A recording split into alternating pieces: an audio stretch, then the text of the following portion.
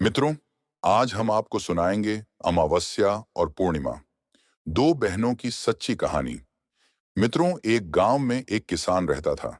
किसान के परिवार में उसकी पत्नी और एक छोटी सी बेटी थी, जिसका नाम पूर्णिमा था। पूर्णिमा चांद के समान सुंदर थी और बहुत ही खूबसूरत थी। किसान और किसान की पत्नी अपनी बेटी को पाकर बहुत खुश थे। किसान खेती बाड़ी करता था और उससे जो आय होती थी, उसी से उसका छोटा सा परिवार, जो खुशी खुशी जीवन यापन करता था, बड़े खुशी के साथ किसान और उसकी पत्नी का समय बीत रहा था। मित्रों, लेकिन कहते हैं ना कि जब सब कुछ सही चलता है तो कुछ ना कुछ ऐसा हो जाता है जिसकी हम कभी कल्पना भी नहीं करते हैं। यही उस किसान के साथ भी हो जाता है। क्या होता है कि एक दिन किसान की पत्नी जो थी वह बीमार हो जाती है और उसने ऐसा बिस्तर पकड़ा कि वह उठी ही नहीं। किसान की बेटी भी लगभग 6-7 महीने की हो चुकी थी। इधर किसान की पत्नी ने बिस्तर पकड़ लिया था और उधर किसान बेचारा बड़ा दुखी रहने लगा।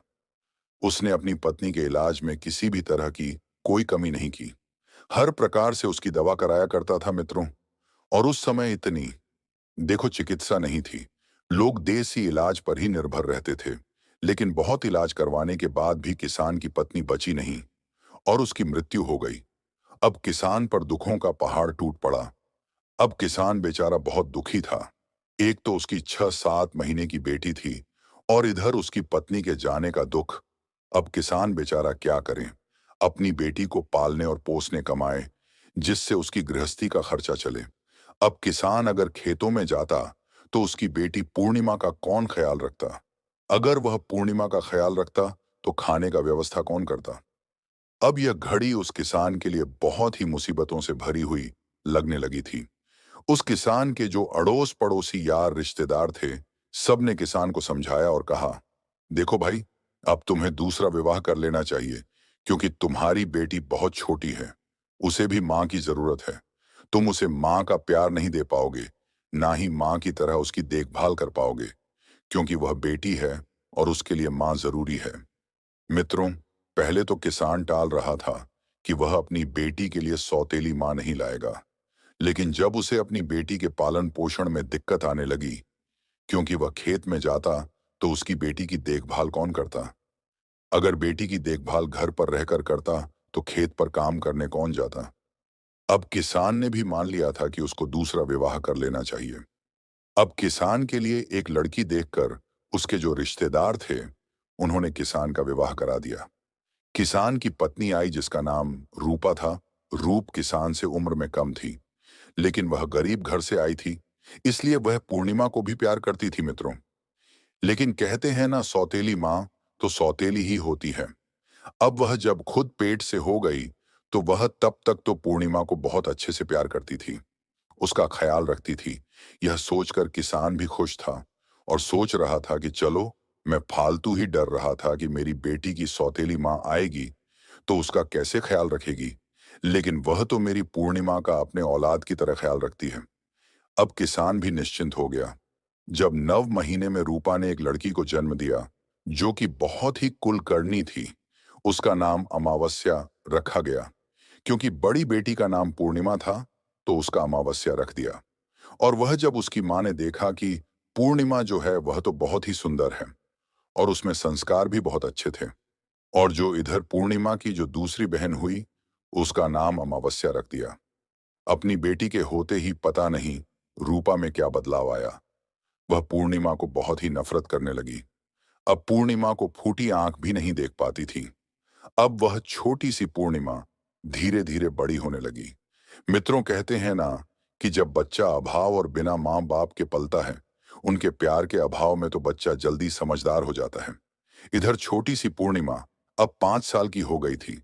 वह चलने लगी थी और अपनी तोतली जुबान से जो बातें करती थी, क्योंकि जो पूर्णिमा की माँ थी वह बहुत पूजा पाठ किया करती थी, इसलिए उसके संस्कारों की जो छवि थी वह पूर्णिमा पर दिखाई देती थी। वह छोटी थी, तभी जल भरकर ले जाती और शिवलिंग पर चढ़ा दिया करती थी।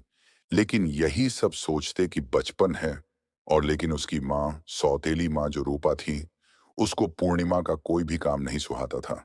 धीरे धीरे दोनों बच्चियां बड़ी हो रही थीं। अब जो इसकी सौतेली माँ थी, वह दोबारा से गर्भवती हो गई। इस बार उसने एक बेटे को जन्म दिया। अब तो उसका पारा 7वें आसमान पर था। अब तो वह पूर्णिमा को बिल्कुल नहीं देखकर खुश होती थी। वह तो अपने बच्चों में खुश रहती थी। किसान भी यह बात समझता था। वह अपनी बेटी को प्यार करता, तो पूर्णिमा की सौतेली माँ घर में क्लेश करती थी। इसलिए किसान भी कुछ नहीं बोलता था। चुपचाप जो रूपा कहती थी, उसी को सच मान लेता था। अब धीरे धीरे समय व्यतीत हुआ। दोनों लड़कियां हो गईं। इधर जो पूर्णिमा थी, वह तो बहुत ही भगवान की पूजा पाठ, पूजा भक्ति करने वाली सुंदर सुशील लड़की थी। उसके उल्टा अमावस्या अपने नाम के ही अनुरूप, जो एक तो कुरूप थी और दूसरा बड़ी नटखट थी। लेकिन कहते ना, माँ के लिए तो क्या कुरूप और क्या सुंदर, उसे तो अपनी औलाद ही प्यारी लगती है। लेकिन जो लड़का था, जिसका नाम मोहन था, वह पूर्णिमा को बहुत प्रेम करता था।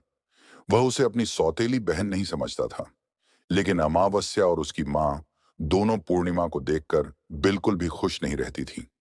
अब धीरे धीरे दोनों लड़कियां विवाह के योग्य हो गई थीं और पूर्णिमा, जो अड़ोस पड़ोस में सबकी चाहती थी, वह सबकी मदद किया करती थी। तो किसान ने एक दिन अपनी पत्नी से कहा कि हे प्रिय, अब हमें पूर्णिमा का विवाह कर देना चाहिए। तब किसान की पत्नी बोली, देखिए, लड़कियों की शादी तो बाद में हम कर लेंगे। पहले घर में बहू आ जाए तो ही ठीक है, क्योंकि लड़का भी अब जवान हो गया है मित्रों। फिर घर में उसकी चली, उसने पहले अपने बेटे की शादी की। बेटे की शादी करने के बाद घर में बहू आ गई। बहू जो आई तो वह पूर्णिमा से बहुत ही खुश रहती थी। पूर्णिमा अपनी भाभी का पूरा ख्याल रखती, उसके काम में हाथ बटा और हर तरीके से उसकी मदद करती। उल्टा अमावस्या अपनी भाभी के किसी भी काम को हाथ नहीं लगाती थी। उल्टा भाभी पर रोब झाड़ती रहती थी, भाभी के काम में कमियां निकालती, जिससे भाभी का झुकाव पूर्णिमा की तरफ हो गया। वह अमावस्या का काम पसंद करती थी और यही जलन दोनों माँ बेटी को होती थी। उसी के कारण माँ को और ताने सहने पड़ते थे। मित्रों, अब दोनों लड़कियां शादी योग्य थीं। किसान ने एक दिन रूपा से कहा, देखो प्रिय, पूर्णिमा बड़ी है, चाहे उनमें 1-2 साल का ही अंतर था, अमावस्या और पूर्णिमा में, लेकिन घर में बहू आ गई है। अब दोनों बेटियों को अच्छा सा योग्य देखकर इनका विवाह हमें कर देना चाहिए। लेकिन सौतेली माँ तो बिल्कुल भी नहीं चाहती थी कि पूर्णिमा किसी अच्छे घर में जाए। वह कहने लगी, हे पतिदेव, देखिए, पूर्णिमा के लिए अगर आप बढ़िया घर देखेंगे, तो उसके लिए कहाँ से इतना दान दहेज देंगे? हमारे कोई एक बेटी तो है नहीं, हमारे दो दो बेटियां हैं। पूर्णिमा तो वैसे भी काम में खुश दिल है। एक काम कीजिए, पूर्णिमा के लिए कोई साधारण सा घर देख दीजिए। जब यह गरीब घर में जाएगी, तो वहां भी यह काम कर लेगी और शादी में हमें ज्यादा खर्चा नहीं करना पड़ेगा। किसान ने अपनी पत्नी की बात मान ली और एक दूसरे गांव में एक गरीब घर में जाकर उसने पूर्णिमा का रिश्ता पक्का कर दिया। जब रिश्ता पक्का करके किसान घर आया, तो उसने अपनी पत्नी को बता दिया। कहा, हे प्रिय, हमने पूर्णिमा का रिश्ता तय कर दिया है और अब हमें अपनी पुत्री का विवाह जल्द ही कर देना चाहिए। यह सुनकर उस किसान की पत्नी रूपा बहुत खुश हुई और बोली, अजी देखिए, मेरी एक बात और मान लीजिए। आप अमावस्या का रिश्ता किसी अच्छे घर में कर दीजिए, क्योंकि यह तो बहुत नटखट है। कम खर्च में यह खर्चा भी नहीं चला सकती। इसके लिए तो कोई अच्छा घर होना चाहिए। और एक काम कीजिए, एक ही दिन दोनों की शादी कर देंगे। दोनों की बारात एक दिन आएगी तो हमारे बहुत सारे खर्चे बच जाएंगे। किसान को अपनी पत्नी की यह बात उचित लगी और उसने दूसरे गांव में, जिसमें उसने अपनी बड़ी बेटी पूर्णिमा का रिश्ता तय किया था, उसी में जाकर अपनी छोटी बेटी अमावस्या का रिश्ता एक सेठ के घर में कर दिया। सेठ के घर में तय करके वह घर आ गया।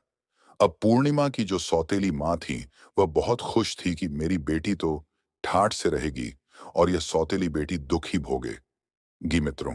लेकिन जो उसकी भाभी थी, उसको बड़ा अजीब लगा। वह अपनी सास से कहने लगी, माँ जी, ये आपने सही नहीं किया। लेकिन सास की बेटी के आगे उसकी कुछ चलती नहीं थी, इसलिए वह हो गई, कर भी कुछ नहीं सकती थी। दोनों की बारात एक दिन आई अमावस्या के लिए, तो किसान और उसकी पत्नी ने जो भी उन पर बना, अपनी हैसियत से ज्यादा दहेज दिया।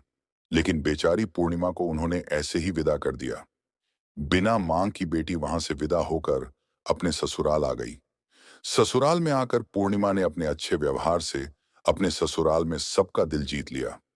वह लोग गरीब जरूर थे, लेकिन दिल से पूर्णिमा को अपना लिया था। और पूर्णिमा अपने घर में बड़ों की इज्जत करती, सास ससुर का ध्यान रखती और अपने पति का पूरा ख्याल रखती थी और घर का पूरा काम करती। गरीब होने के बावजूद उसके घर में सुख शांति थी। वह दोनों समय पूजा पाठ करती, लेकिन कहते गरीब लोग तो थोड़े में भी गुजारा कर लेते हैं। इसी तरह वह भी अपने ससुराल में रहकर थोड़े में ही गुजारा करने लगी। उधर जो अमावस्या थी, वह सेठ के घर में ब्याही थी। उसके तो ट ही अलग थे। वह तो उसके घर में नौकर चाकर लगे हुए थे, लेकिन वह फिर भी पूर्णिमा से जलती थी। एक दिन अमावस्या ने अपने घर पर कीर्तन रखा और सभी गांव वालों को बुलवाया गया, लेकिन पूर्णिमा को उसने नहीं बुलाया। पूर्णिमा की पड़ोसन उस कीर्तन में जाने लगी, तो वह पूर्णिमा से बोली, हे पूर्णिमा बहन, तुम भी चलो, तुम्हारी बहन के यहाँ कीर्तन है। तो पूर्णिमा बोली, देखिए, मेरी बहन ने मुझे बुलवाया नहीं है, तो बिना बुलाए मैं उसके कीर्तन में कैसे जा सकती हूँ। पड़ोसन कहने लगी, देखो पूर्णिमा बहन, कीर्तन में जाने के लिए कोई बुलावे की जरूरत नहीं होती है। वहां तो पूजा पाठ होता है, भगवान को याद किया जाता है, भगवान की पूजा अर्चना की जाती है, भजन कीर्तन होता है। जितने ज्यादा से ज्यादा उसमें लोग शामिल हो जाएं, उतना ही पुण्य प्राप्त होता है। मित्रों, धार्मिक विचारों की तो थी ही। पूर्णिमा पड़ोसन की बात सुनकर उसके साथ चली गई। जब वह अपनी बहन के घर पहुंची, तो पूर्णिमा को देखते ही उसकी बहन अमावस्या उस पर क्रोधित हो गई और उससे कहने लगी, तुझे बुलाया नहीं, फिर भी तू मेरे घर चली आई। वह कहने लगी, मैं तो पूजा पाठ की वजह से तुम्हारे घर आ गई हूं। वह कहने लगी, तो अच्छा ठीक है, अगर तुम मेरे घर आ गई हो तो चुपचाप एक कोने में बैठ जाओ, किसी से कुछ नहीं कहना। वह बेचारी चुपचाप एक कोने में बैठ गई। भजन कीर्तन हुआ, क्योंकि पूर्णिमा तो धार्मिक विचारों की थी, भगवान को बहुत मानती थी, भोलेनाथ की पूजा अर्चना करती थी, तो वह भी भगवान की भक्ति में खो गई। लेकिन जब पूजा खत्म हुई तो प्रसाद का वितरण हुआ। अमावस्या ने सबको प्रसाद दिया। पूर्णिमा ने प्रसाद मांगा, तो अमावस्या ने पूर्णिमा को प्रसाद नहीं दिया और उसका बहुत अपमान किया। कहने लगी, बिना बुलाए आ गई, बिना बुलाए। कौन आता है, तू कितनी ढीठ है कि हम लोग बुलाते नहीं हैं, तब भी मेरे घर आ गई। अपमान का विष पीकर बेचारी पूर्णिमा अपने घर को वहां से चली गई। लेकिन आज उसको अपनी बहन, छोटी बहन अमावस्या की बातें कांटे की तरह चुभ रही थी। वह घर आकर खूब रोई। उसने खाना बनाया, अपने बच्चों और पति और सास ससुर को खिलाया। उसका मन आज बहुत दुखी था, क्योंकि वह तो भगवान की सच्चे हृदय से पूजा करती थी और भगवान की पूजा की वजह से ही वह उसके घर गई थी। उसे क्या पता था कि आज उसे जहर का घूंट पीना पड़ेगा। अब वह अपने पति के पास गई, जाकर उससे बोली, देखिए जी, आज मेरा मन विचलित है। आज मैं अपने मायके होकर आती हूं, तो आप बच्चों को देख लेना। कल सुबह तक मैं जल्दी आ जाऊंगी।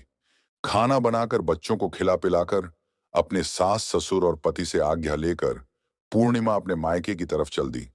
क्योंकि जो भाभी थी, वह अपनी पूर्णिमा की बहुत ही मदद करती थी, उसे बहुत पसंद करती थी। जब भी पूर्णिमा दुखी होती थी, अपनी भाभी से मिलकर उसको जो तसल्ली मिलती थी, उसकी भाभी भी उसका पूरा सहयोग करती थी। अब पूर्णिमा बेचारी दिल से दुखी होकर पैदल ही अपने मायके के लिए चल दी। चलते चलते वह बेचारी जंगल के रास्ते से जा रही थी। तभी उसने देखा, एक औरत बैठी हुई थी। वह काफी बूढ़ी थी, सिर के बाल भी सफेद हो गए थे।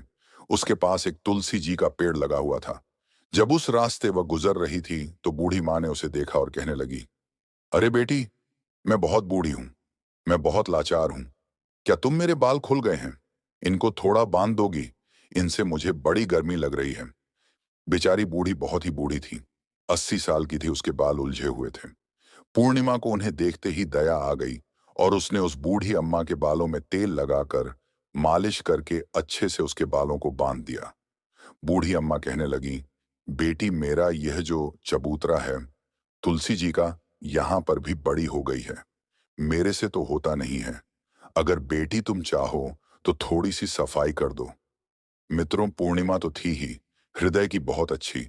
उसने तो उसका सारा काम कर दिया और बोली, माँ जी अब आज्ञा दो, मैं अपने मैके जा रही हूँ। वह बुढ़िया माई उसे आशीर्वाद देने लगी और बहुत ही खुशी खुशी वह आगे की ओर चली। आगे चली तो उसने देखा एक बूढ़ा बाबा बैठा हुआ था, जो कि भगवान शंकर जी थे। और जो तुलसी जी के पास थी, वह साक्षात तुलसी माता थी, लक्ष्मी जी ले। लेकिन अब जब वह आगे गई, लंबी लंबी सफेद दाढ़ी, सर पर पगड़ी बांधे हुए, माथे पर टीका लगाए हुए और भगवा रंग का वस्त्र धारण किए हुए, फल थी मारकर बहुत ही मतलबी ढंग रूप करके भगवान शिव बैठे हुए थे। अब वह जब आगे गई तो उन्होंने पूर्णिमा को देखा। मित्रों, कहते हैं ना कि भगवान भी अपने भक्त की परीक्षा लेते हैं। वह तो थी भगवान की भगत, इसलिए भगवान भी उसकी परीक्षा ले रहे थे। भोले बाबा बोले, बेटी हम बहुत प्यासे हैं, हमें पानी चाहिए। पूर्णिमा बोली, बाबा मैं अभी पानी लाई। उसने उनको पानी पिलाया तो बाबा बने। शिव जी कहने लगे, बेटी देखो, हमारे पांव में कितना जख्म हो गए हैं, इन पर मक्खियां भिन्न भिना रही हैं। हम तो इतने परेशान हैं कि इतने बूढ़े हो गए हैं कि इनकी देखभाल भी नहीं कर सकते। पूर्णिमा को बूढ़े बाबा को देखकर बड़ी दया आ गई। उसने वहां से स्वच्छ पानी लिया और बाबा के जख्मों को साफ करके अपना आंचल फाड़ के उन पर पट्टियां बांध दी। और बाबा ने खुशी खुशी उसे आशीर्वाद दिया। वह बाबा के आशीर्वाद को लेकर वहां से आगे की ओर चल पड़ी। तो आगे पार्वती मैया बैठी हुई थी और वहीं पर ही एक मंदिर था। वह भी बूढ़ी मैया का भेष बनाए हुए थी। कहने लगी, बेटी मैं बहुत ही बूढ़ी हूं और इस मंदिर की अब मुझसे सफाई नहीं होती। तुम अपनी नजर दौड़ाकर देख सकती हो कि मंदिर में कितनी गंदगी फैली हुई है। अगर तुम चाहो तो इस मंदिर की सफाई कर सकती हो। पूर्णिमा ने उस बूढ़ी माई के कहने से पूरे मंदिर की सफाई कर दी। झाड़ू पहुंचा, लगा दिया। बुढ़िया मैया के भी हाथ पैर दबा दिए। उन्हें भी पानी पिलाया और खुशी खुशी आगे चल दी। अब उसके गांव पहुंचने से पहले रास्ते में गंगा नदी पड़ती थी। गंगा नदी उसे पार करनी थी। वहां पर भी उसे एक बूढ़ी माई मिली, जो कि गंगा मैया थी।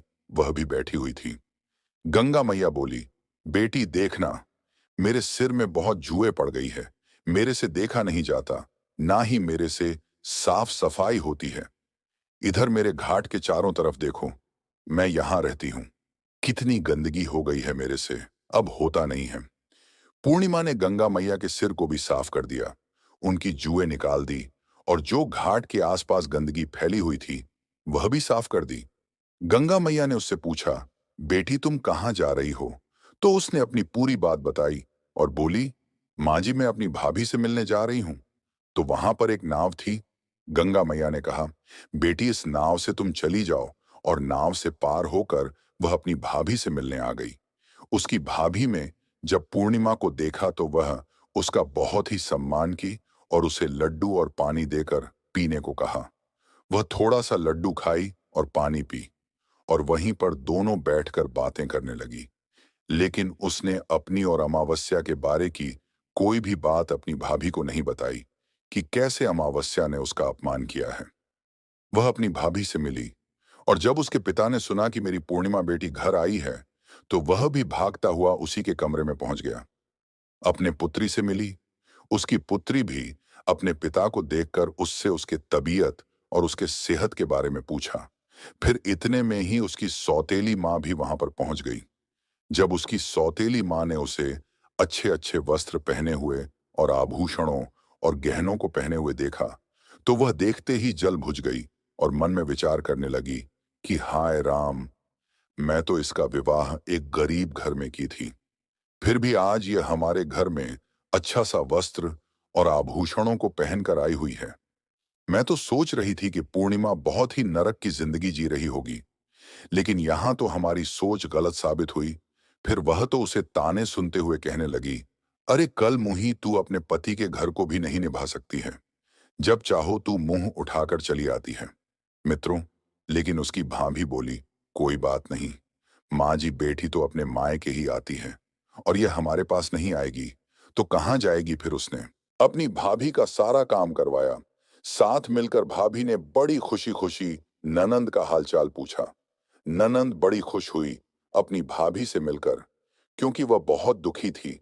मायके जाकर उसका मन बदल गया था। जब अगले दिन वह बोली, भाभी अब मुझे विदा दीजिए, अब मैं अपने घर को जाती हूँ। तुमसे मिलकर मुझे अच्छा लगा, मेरे मन का बोझ उतर गया। लेकिन फिर भी उसने अमावस्या वाली बात अपनी भाभी को नहीं बताई। दोस्तों, जाते टाइम कहते हैं, मायके से कभी भी बेटी खाली हाथ नहीं आती है। तो उसके भाभी भैया ने भेंट स्वरूप अपनी बहन को एक साड़ी दी। उस साड़ी को लेकर वह खुशी-खुशी चल दी। चलते-चलते फिर वह उसी गंगा नदी पर आई, जहां गंगा मैया बैठी हुई थी। गंगा मैया कहने लगी, अरे बेटी, तुम तो वही हो ना, जिन्होंने कल मेरी बड़ी मदद की। मेरे पास बेटी ले, ये थोड़ी सी रेत है, ये ले जा। और उसने पल्लू पसार लिया, बोली, मैया, आशीर्वाद में जो तुम दोगी, मुझे वह मंजूर है। गंगा मैया ने अपनी रेत उठाई और उसकी आंचल में रख दी। वह लेकर वहां से आगे चल दी। आगे चली तो उसे पार्वती मैया मंदिर के पास मिली और कहने लगी, अरे बेटी, तुम तो कल वाली बेटी हो ना, तुम जैसी सच्चे हृदय वाली, जिसने मेरी इतनी मदद की। इतने लोग आते हैं, पर कोई हमें पूछते भी नहीं है, घृणा करके निकल जाते हैं। ले बेटी, मेरे पास तो कुछ नहीं, ये जो हवन कुंड के अंगारे हैं, इन्हें ही ले जाओ। अब उसने आंचल फैला दिया। पूर्णिमा के आंचल में जो अंगारे रखे हुए थे, कोयले बुझे हुए थे। वह माता रानी ने उसके झोली में रख दिए और उसे लेकर वह आगे चल दी। आगे शिवजी भगवान जो बाबा के रूप में बैठे हुए थे, जिनके जख्म हुए थे, वे बोले, अरे बेटी, तुम तो कल वाली बेटी हो। न देखो, मेरे जख्म कितने ठीक हो गए हैं बेटी। मैं तो पूरी तरह बहुत अच्छा फील कर रहा हूं। बहुत अच्छा मुझे महसूस हो रहा है। लेकिन बेटी, मेरे पास तो कुछ नहीं है। ये थोड़ी सी भभूत है, ये ले लो। पूर्णिमा ने अपना आंचल फैला दिया और भोले बाबा ने उसमें अपनी भभूत धर दी और फिर वह वहां से चल दी। खुश खुशी वह अपने घर जा रही थी। रास्ते में फिर वही बुढ़िया मिली, जिसके सफेद बाल थे। वह बोली, अरे बेटी, तुम तो कल वाली बेटी हो ना। देखो बेटी, अब मेरी तुलसी भी लहला रही है ना। तुमने इसे सींच दिया और देखो, तुमने मेरी इतनी सेवा की। बेटी, मेरे पास देने के लिए तो कुछ नहीं है। उसने थोड़ी सी तुलसी की पत्ती तोड़ी और पूर्णिमा को दे दी। पूर्णिमा ने भी अपना आंचल पसार कर उनको ले लिया और वहां से अपने घर को चल दी। घर जाकर उसने सबकी पोटली बनाई और घर के एक कोने में रख दी। और शाम हो गई थी, जाकर अपने घर के काम में लग गई। बच्चों के लिए खाना बनाया, घर की साफ सफाई की, अपने सास ससुर को खिलाया, पति को खिलाया, बच्चों को खिलाया और खुद भी खाकर सो गई। सुबह जब पूर्णिमा उठी तो क्या देखती है कि उसके घर में जब झाड़ू लगाने चली, सुबह सुबह उठ के, तो उसका घर का कोना तो जो चमक रहा है, हीरे मोती तरह तरह के कीमती आभूषणों से चमक रहा है। हीरे मोतियों की चमक चमचम कर रही है। उसका पति बोला, अरे पूर्णिमा, ये सब क्या है? तुम तो कल मायके गई थी। ये सब क्या चमत्कार कर लाई हो? कहीं से चोरी की है? डकैती डाली है? क्या बात है? पूर्णिमा कहने लगी, देखिए जीना तो मैंने कहीं चोरी की, ना ही कोई डकैती डाली। ये सब तो भगवान ने खुश होकर मुझे दिया है। और वह कल जब दुखी थी, तो यह बात उसने अपने पति को भी नहीं बताई थी कि उसकी बहन अमावस्या ने उसका कितना अपमान किया था। वहां से लेकर उसने अपने मायके तक की। जब वह गई, रास्ते में कौन कौन मिले, सारी बात अपने पति को बता दी। तो उसके पति ने भी हाथ जोड़ लिया और कहा, हे प्रिय, तुम तो साथ साथ भगवान के दर्शन करके आई हो। पूर्णिमा, तुम सच्चे हृदय की सच्ची औरत हो। तुम दुख सुख सबका जानती हो, सबके दुख में ख होती है। भगवान ने तुमसे प्रसन्न होकर ही तुम्हारे दुखों का अंत कर दिया है। अब तो पूर्णिमा के तो दिन ही बदल गए थे। जिसके दिन भगवान स्वयं बदले, भला कौन है उसे रोकने वाला। पूर्णिमा के दिन बदल गए। अब तो पूर्णिमा का घर भी राजाओं और महाराजाओं के जैसा सोने का राजमहल भी बन गया। अब पूर्णिमा के घर में किसी चीज की कोई कमी नहीं थी। जहां पर छप्पर झोपड़ी पड़े हुए थे, वहां पर अच्छा सा सोने का महल बन गया। अब तो पूर्णिमा की तो सारे गांव में वाहवाही हो गई कि पता नहीं ऐसा क्या चमत्कार हुआ है, जो पूर्णिमा का घर इतने सारे धन दौलत से भर गया। मित्रों, जब ऐसा कोई काम होता है, तो आसपास के गांवों तक भी चर्चा फैल जाती है। यही चर्चा अमावस्या तक भी पहुंची। अमावस्या को सुनकर बड़ा दुख हुआ। वह दौड़ी दौड़ी पूर्णिमा के घर आई और बोली, पूर्णिमा, सच सच बता, तू इतनी अमीर कैसे हो गई? तुझे तो गरीब रहना था। देख, तू मुझसे ज्यादा अमीर नहीं हो सकती। उसकी तो घमंड भरी बातें थीं। वह कहने लगी, हे बहन अमावस्या, तुम कौन हो? मुझे गरीब अमीर करने वाली भगवान, जिसको देता है, छप्पर फाड़ के देता है। भगवान की मर्जी के बिना तो कोई पत्ता तक भी नहीं हिलता है। फिर यह तो भगवान की देन है, और मेरी किस्मत है कि भगवान ने मेरी किस्मत सुधार दी। फिर से उसकी बहन अमावस्या कहने लगी, देख तू, सच सच बता, नहीं तो मैं राजा से जाकर शिकायत करूंगी। पूर्णिमा ने उसे सारी बात सच सच बता दी कि कैसे कैसे वह गई और कौन कौन उसे मिले जब वह अपने मायके गई, और कैसे उसके घर में धन का ढेर लग गया। अपनी कहानी बताई। उसकी कहानी सुनने के बाद में अमावस्या ने कहा, ठीक है, अब मैं भी पिघल जाऊंगी। बोली, तू मेरा अपमान कर। पूर्णिमा ने कहा, हे बहन, मैंने तो आज तक किसी का अपमान नहीं किया। फिर गुस्से से वह अपने घर गई। अपने पति से कहने लगी, देखो जी, तुम मुझसे लड़ाई करो और मुझे मारो। उसका पति, उसकी ऐसी बातें सुनकर वह कहने लगा, अमावस्या, तुम क्या कह रही हो? आखिर उसने कहा, हाँ जी, मुझे मारो। उसके पति ने उसे जोर से दो चार तमाचे धर दिए। फिर वह वहां से अपने मायके की ओर चल दी। चलते चलते उसे भी वहीं तुलसी मैया के पास बूढ़ी औरत मिली। वह बोली, अरे बेटी, तुम कहाँ जा रही हो? जरा देखो तो मेरे बाल कितने उलझे हुए हैं, और देख मेरा तुलसी के जो पेड़ हैं वह भी सूख रहा है। जरा इसमें पानी डाल दो जिससे यह हरा भरा हो गए। मित्रों, अमावस्या तो ठहरी, घमंडी औरत वह किसकी सुनने वाली थी। वह कहने लगी, अरे बुढ़िया, मेरे पास फालतू के कामों के लिए समय नहीं है। और वहां से वह चल दी। चलते चलते उसे आगे फिर वहीं भगवान शिव मिले, जो बाबा बने हुए बैठे थे। भगवान शिव कहने लगे, अरे बेटी, मेरे जख्मों पर देख, बड़ी मक्खियां बैठ रही हैं, जरा इनको उड़ा दें। वह नाक मुंह सड़ते हुए बोली, अरे बाबा, तुझे तो घिन आ रही है, मेरे को तो देखना भी नहीं है। और सुन बूढ़े, मेरे से तू दूर ही रह, नहीं तो मुझे इन्फेक्शन फैल जाएगा। वह उसे भी इग्नोर करके वहां से आगे की ओर चल पड़ी। आगे पार्वती मैया मिली। बोली, बेटी, मेरे सिर में बहुत जुआ पड़ गई है, और देख तो मेरे मंदिर की सफाई भी नहीं हुई है, तू सफाई भी कर दे। वह बोली, मैं फालतू का काम नहीं करती, क्योंकि मुझे देर हो रही है। घर जाने के लिए उसने उनका भी नहीं किया। अब आगे गई। आगे गई तो सामने उन्हें गंगा मैया मिली। गंगा मैया ने भी कहा, बेटी, मेरे घाट की सफाई कर दे, और मेरा सिर भी दुख रहा है, जरा इसे दबा दे। फिर उसने कहा, देख बुढ़िया, मुझे समय नहीं है, मैं किसी अच्छे काम के लिए जा रही हूं, मुझे टोको मत। और वह गंगा जी पार करके अपने पियर पहुंच गई। ना भाभी से मिली और ना कुछ कहीं जाके सीधा माँ के पास बैठ गई और लगी पूर्णिमा की चुगलियां करने। ने वह बोली, माँ, पूर्णिमा आई थी, भाभी ने उसे बहुत कुछ दे दिया, घर से इतना भर के दिया है, उसके तो दिन ही बदल गए।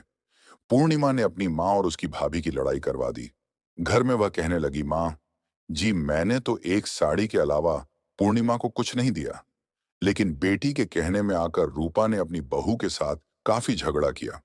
वह कहने लगी, हम क्या दे सकते हैं, वह तो उसकी किस्मत है, उसके कर्म हैं, वह अच्छे कर्म करती है, इसलिए भगवान ने उसकी सुनी है।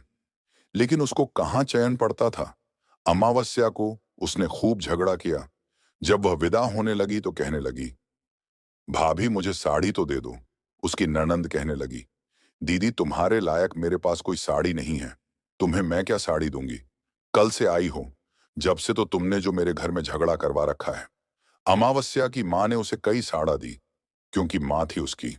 तो और बोली, बेटी, तुझे जो जरूरत हो तू मुझसे कहा करो, क्यों इससे कह रही हो, ये तो पूर्णिमा को ही देगी, इसकी तुम नानंद व नन्नद नहीं हो, इसकी तो वही ननंद लगती है।